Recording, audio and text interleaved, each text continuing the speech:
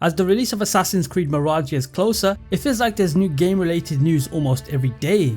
Just yesterday, Ubisoft released their final part of their behind the scenes development series for Assassin's Creed Mirage. I've already made videos on the first 2 parts going over everything that was shown if you want to check that out. But yesterday we finally got the last episode, which is named Recreating a Lost City, which if you can't tell is about the city of Baghdad in the game. But before I get into talking about the final episode, let me talk about something that was released quite recently, and that is regarding the map of Assassin's Creed Mirage. This image was leaked only yesterday, before the behind the scenes development episode was released. Here we can see the map of Assassin's Creed Mirage in the game, which is from the Amazon exclusive launch editions of the game. The funny thing about this map is that it's the exact same one that was leaked from this drawing quite a few months back, so it's pretty safe to say that this is confirmed. Now speaking on the map itself, it may seem quite small from this image, but if I was to take a guess, I'd say the main city, being the round city of Baghdad, would be a similar size to Unity's map, which to me was the perfect size. As you can see here, this is the round city of Baghdad, where I assume most of the game will take place. Now if we zoom out, it does make the map look quite vast. We are of course able to explore some parts of the wilderness, so yeah, it's fairly big but it's not too big. We can actually break down this map based on the information given. It does appear that they've made Baghdad look like a remote island, which I don't really understand why. I guess that's always been a problem with Ubisoft. For certain parts in their games, they can nail down the historical accuracy, but often at times they would do the complete opposite. There's also the different locations on this picture, which you may get confused with districts, which for those are in the city itself. I'll go into the districts a lot more in depth later in this video. We can also see Alamut on this map too, which may often get overlooked because of how hidden it appears on the map. So yeah, that's what I wanted to go over for this leaked map image. Okay, let's dive into the third and final behind the scenes episode, which is focused on the city of Baghdad itself. So the episode starts off with our friendly face, Sarah Bewley, the narrative director, just talking about the history of 9th century Baghdad. We know that Assassin's Creed Mirage will be set in a time during its golden age. During this time period, it's clear that Baghdad was a place of knowledge, art, innovation and power. We also hear more information on how Ubisoft came to decide on Baghdad. They explained how they wanted to make it as accurately as they could, and they studied the historical records in depth. Here we can see an early prototype of Assassin's Creed Mirage in development from the perspective of Enkidu, and it's kind of cool to see how they started up until the finished product. Now this is the part of the episode where it was really fascinating. We get, I believe, our very first look at the actual in-game map of the game, but more specifically, it focuses on the round city of Baghdad. Here we can see 4 main districts. There's Harbia, Abbasiyah, Qarq, and of course the round city itself. I love the little touch that they added, which makes each district have its own distinct and unique look to them. We even get 4 different types of doors for each district. I believe these would be the doors of the bureaus, just because of the assassin insignia embedded onto each door. You know, out of these 4, my personal favourite would probably have to be the round city door. Its pattern is quite elegant in its design.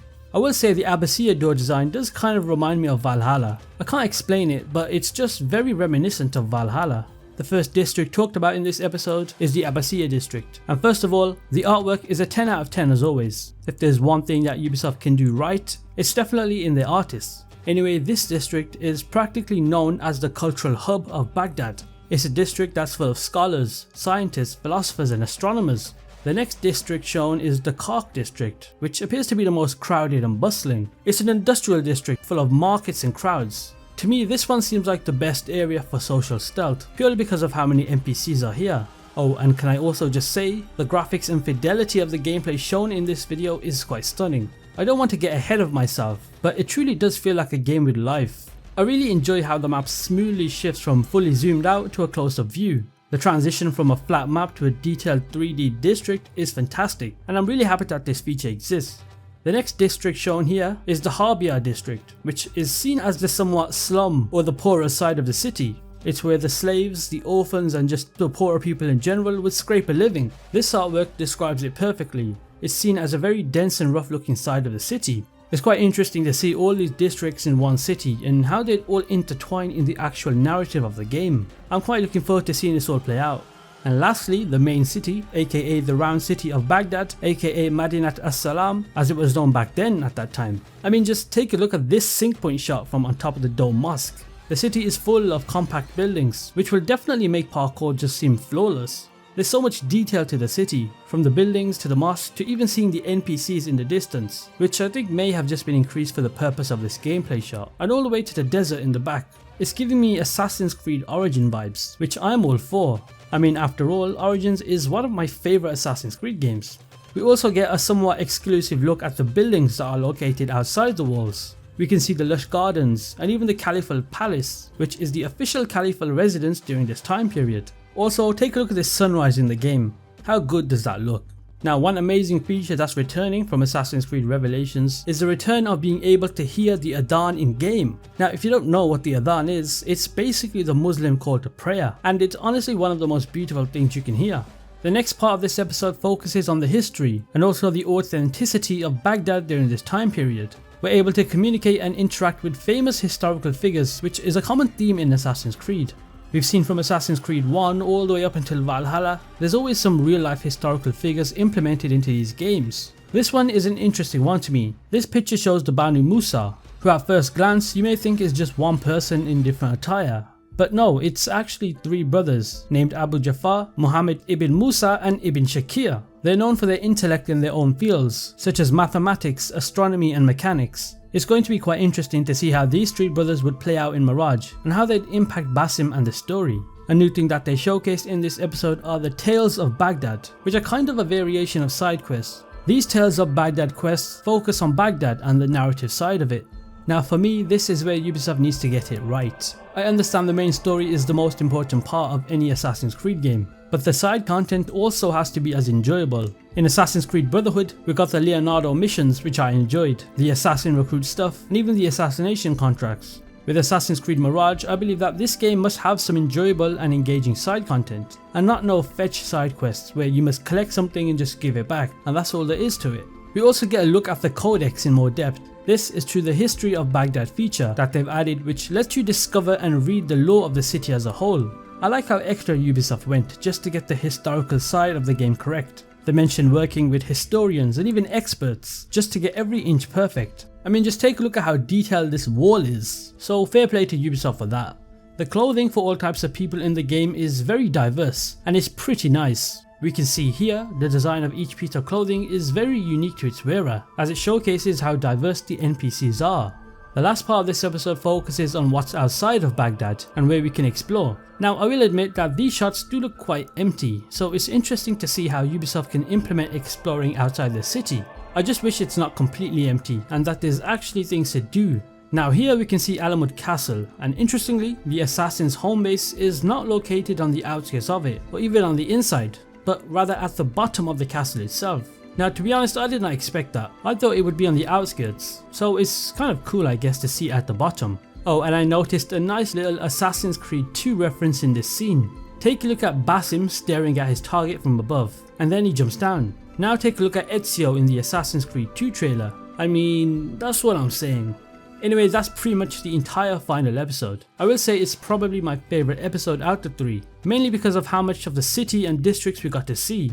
After seeing this episode, my hype for the game has significantly gone up. Oh, and before this video ends, I also want to talk about some other Assassin's Creed Mirage news that we got, in which I've not talked about in a video yet. The first being the release date. So at first the game was supposed to release on October the 12th, but it's pretty obvious Ubisoft realised that this wouldn't be a good idea. This is because it would be released between Forza Motorsport and Alan Wake 2, which are two pretty big games. There's also the fact that October is completely packed with video game releases. I mean, there's even Spider-Man 2 releasing in the same month, so it's pretty smart for a business standpoint to release it a week early.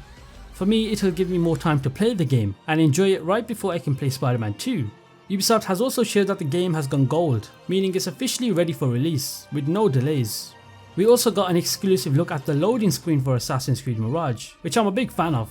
It's definitely an unsettling loading screen because it's one that is quite different to what we've seen in previous games. We can see in the background what appears to be silhouettes or ghostly figures of people. Now we know that Basim struggles with visions of jinns, so maybe these silhouettes are related to it.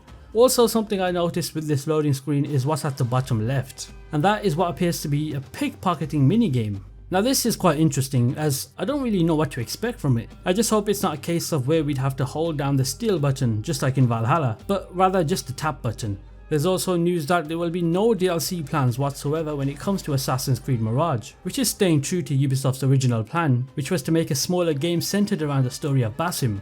This is likely because Mirage started as a planned DLC for Valhalla, where they wanted to delve into Basim's character before it evolved into its own fully fledged game. Oh, and lastly, on the 22nd of August, we'll get a new look at Assassin's Creed Mirage at Gamescon, which will be quite fun to see. I may or may not make a video about that, as I might be busy during that week, so just keep an eye out for that. Hopefully we'll see more gameplay, and maybe even an exclusive side quest walkthrough. Anyway, that's pretty much it for this video. If you did enjoy it and want to stay up to date with Assassin's Creed Mirage, and just Assassin's Creed in general, be sure to hit that subscribe button. And with that said, I'll see you in the next one.